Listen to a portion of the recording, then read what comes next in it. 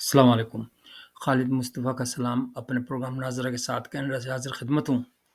آج کے پروگرام کے اندر تازہ ترین اطلاعات اور ہمارا ملک کس ڈگر پہ جا رہا ہے اس کے متعلق تھوڑی سی گفتگو ہوگی، اور اس کے اندر جو فیصلے آج ہو رہے ہیں کورٹوں کے اندر اور جو بھی اوورال جو سچویشن ہے اس پر میں بحث کروں گا، اس پہ ڈسکس کریں گے اپن۔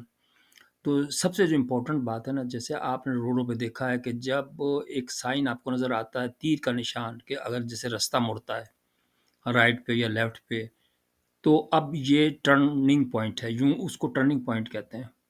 اب جو ہے نا آپ سوچ لیں کہ کیا ہونے والا ہے۔ اس آج کی ایک خبر سے ہم اسٹارٹ کرتے ہیں کہ ڈیرہ اسماعیل خان کے اندر ایک مقابلہ ہوا دہشت گردوں کا اپنی فورسز کے ساتھ، جس میں تقریباً اگر 2 درجن کے قریب ہمارے فوجی گئے اور 2 درجن جو تھے نا وہ دہشت گرد بھی مارے گئے۔ یہ خبر جو ہے نا، یہ اس قسم کی خبر لگے گی، اب آپ کو اندازہ ہوگا کہ ہم نے دہشت گردوں کا صفایا کر دیا۔ دہشت گرد جو پاکستان کی سالمیت کے خلاف تھے ان کا ہم نے صفایا کر دیا، اور ہم جو ہے نا اس مشن پر ہیں کہ اب کوئی بھی ایسا دہشت گردی کا واقعہ نہیں ہوگا۔ لیکن آپ نے دیکھا ہوگا کہ اس قسم کی بات کرنے کے بعد دہشت گردی اور بھی بڑھ جاتی ہے۔ اس کو اگر آپ لنک اپ کریں تو 71 کے اندر بھی کچھ اسی قسم کی خبریں لگتی تھیں، جب پاکستانی فوج جو تھی وہ بنگلہ دیش کے اندر کارروائی کرتی تھی تو یہی خبریں لگتی تھیں، اتنے دہشت گرد مارے گئے، لیکن دہشت گرد ہوتے نہیں تھے، وہ ہوتے تھے باشندے، بنگالی، عام بنگالی۔ اس کا نتیجہ کیا نکلا آپ لوگوں کو اندازہ ہے؟ تو یہ ہے کہ اس وقت ملک کی جو سچویشن ہے نا وہ بہت کریٹیکل ہے، اس کو سمجھنے کی ضرورت ہے۔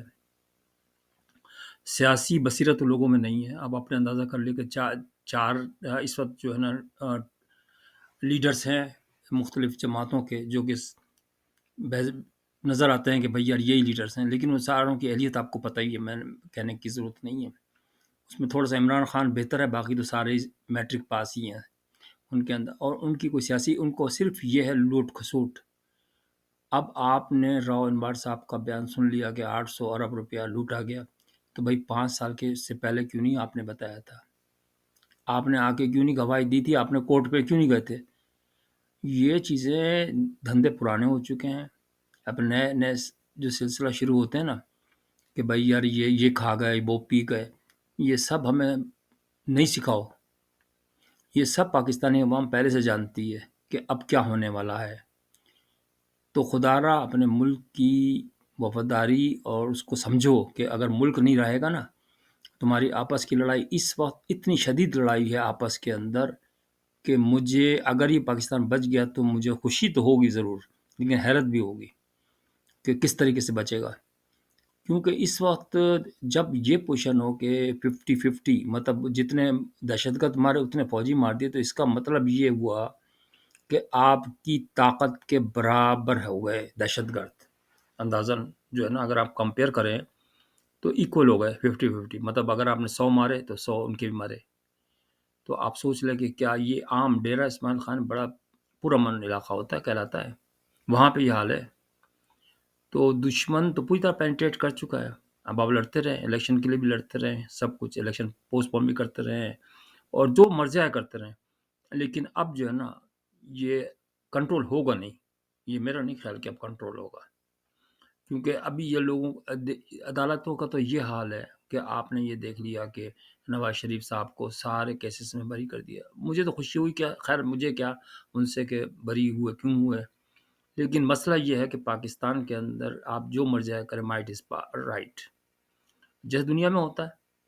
تو کوئی اسلام کا کوئی وہ نہیں ہے، صرف نام ہے اسلام کا، قبضہ گروپ ہے، جو فرسٹ کم فرسٹ سرو، جو پہلے اٹیک کرے گا وہ جیتے گا۔ اب سب آگے بڑھ بڑھ کے بات کر رہے ہیں کہ ہم یہ کر دیں گے، ہم نے عوام کے لیے یہ کریں گے، عوام کے لیے کوئی بھی بھائی جان کوئی بھی نہیں کرے گا، کوئی بھی نہیں کرے گا، ایک بھی نہیں کرے گا، سب ایسی باتیں ہیں۔ عمران خان ایک اٹھا تھا، لیکن اس کو اب انہوں نے اچھی طرح رگڑا دے دیا ہے، اور جب تک وہ معافی نہیں مانگے گا، جب تک وہ دوبارہ اس کے اندر شامل نہیں ہوگا مین بہاؤ کے اندر۔ تو اس وقت جو پوزیشن ہے نا وہ آپ لوگ، یہ الارم والی پوزیشن ہے، الارمنگ پوزیشن ہے اس وقت پاکستان کے لیے۔ چھوٹا سا خطہ بچ گیا ہے اس کے اندر، اب اگر اللہ کرے بھائی یہ سمجھ لیں لوگ لیکن مجھے لگ نہیں رہا کہ ان کی سمجھ میں آئے گا۔ عدالتیں کہاں گئیں جن یہ 800 ارب کا ذکر ہو رہا ہے؟ ابھی تو آپ اچھل کر آ جاتے ہیں کہ بھائی عمران خان نے اتنے کھائے پیسے، تو 800 ارب کہاں گئے؟ سر مل کہاں گیا؟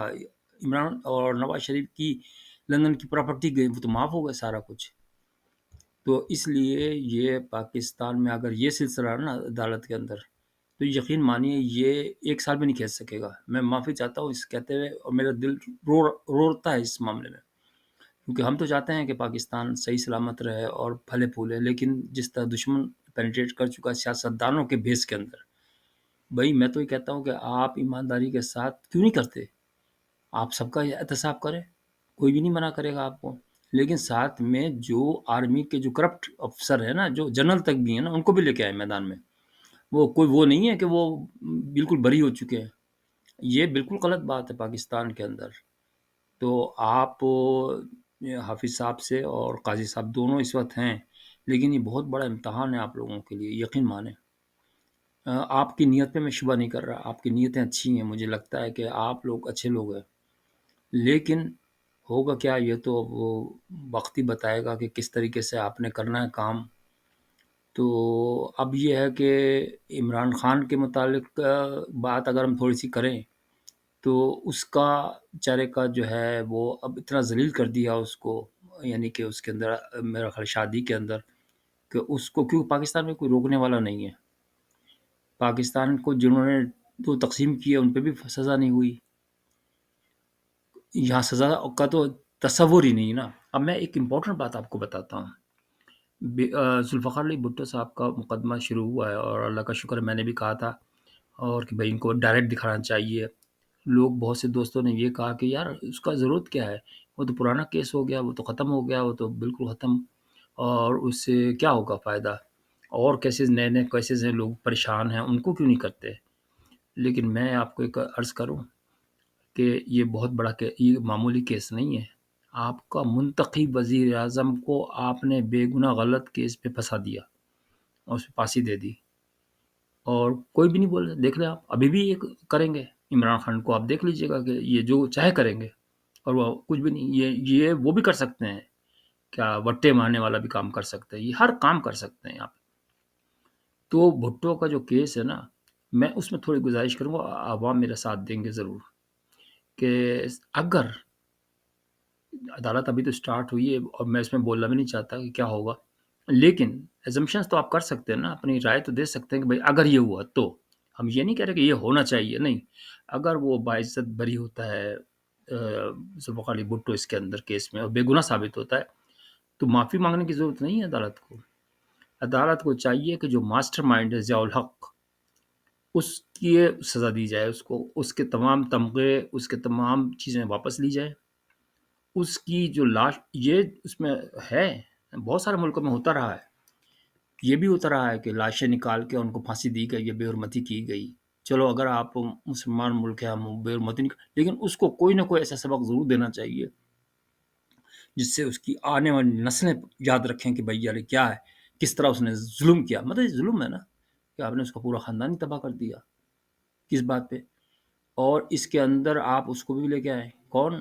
جو قصوری ہے، احمد رضا قصوری، جو وکیل ہے نا، جس کا منہ کالا کیا تھا لوگوں نے، اس کو بھی بلائے، اس کو بھی سزا دیں کہ اسے جعلی مقدمہ دائر کروایا، اس نے جو بھی کچھ کیا، اس نے، مجھے پتا ہے کہ وہ سارا کچھ غلط، اس نے ایک پروگرام میں کہا کہ ان کی جو ذوالفقار علی بھٹو صاحب کی جو وائف تھی، وہ آئی تھی معافی کے لیے، حالانکہ دنیا کے اندر کتنا، بھائی تم نے کیا، اگر چلو ہو گیا جو ہو گیا، حالانکہ اس نے کیا بھی نہیں تھا، معاف کر دیتے کہ اللہ ادھر ادھر کر دیا میں نے دائیں بائیں، کس قدر ظلم کہنے والوں کے لیے۔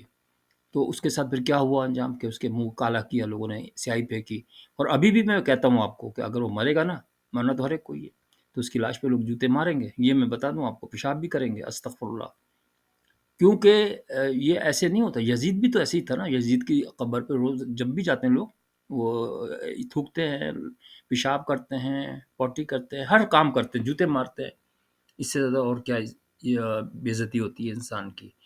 تو کہنے کا مقصد یہ ہے کہ چلو وہ تو بیچارہ بھٹو تو سرخر ہو گیا، لیکن اس کو عدالت کا فیصلے کا فائدہ جبھی ہوگا، یہ نہیں کہ آپ، یہ کوئی عوام نہیں مانے گی کہ بھئی آپ نے معاف کر دیں ہمیں، ہم سے غلطی ہو گئی، نہیں، پھر ان ججوں کو جتنے 4-5 ایک چھوٹا بونا جج بھی تھا اس کے اندر، بونا جج نے تو کہا تھا بعد میں کہ ہاں ہم سے غلطی ہوئی، تو اس کے جو لواحقین ہیں اس کے سارے پیسے اور ساری چیز چھین لیں آپ.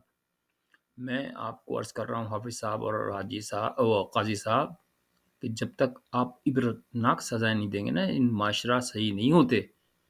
یا تو آپ بالکل چھوڑ دیں، ڈھیلا چھوڑ دیں، مغرب کی انداز پہ کر لیں، یا پھر آپ پٹے پہ دے دیں، پاکستان کو ہی پٹے پہ دے دیں، امریکہ کے حوالے کر دیں کہ بھائی جیسے پہلے دیا تھا نا 100 سال کے لیے، آپ دے دیں کہ بھائی آپ ٹھیک کریں اس کو، اور پیسے خود بھی کمائیں اور ہمیں بھی کما کے دیں. پاکستان کو جوڈیشی سسٹم بھی صحیح کریں اور ہر چیز لا کی سچویشن صحیح کریں. وہ تو ایسی صحیح کر دیں کہ تیر کی طرح سیدھے ہو جائیں گے سارے.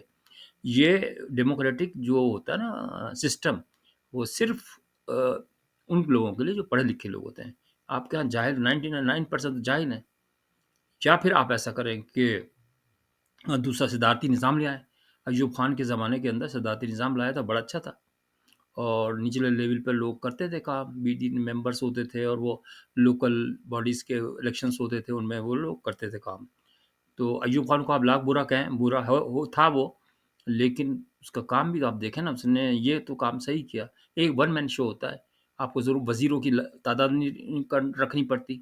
آپ اس کا الیکشن کروائیں، صدارتی انتخاب کا، اس کے اندر جو کرائٹیریا رکھیں اس کے تحت 4 5 یا 10 آدمی جو ہے نا صدر کے الیکشن کے لیے لڑیں، اور اس کے اندر اوپن ووٹنگ ہو، اس کے اندر آن لائن ووٹنگ ہو، اور جو جیت جائے اس کو صدر بنا دیں، اور بس وہی کرے کام صحیح.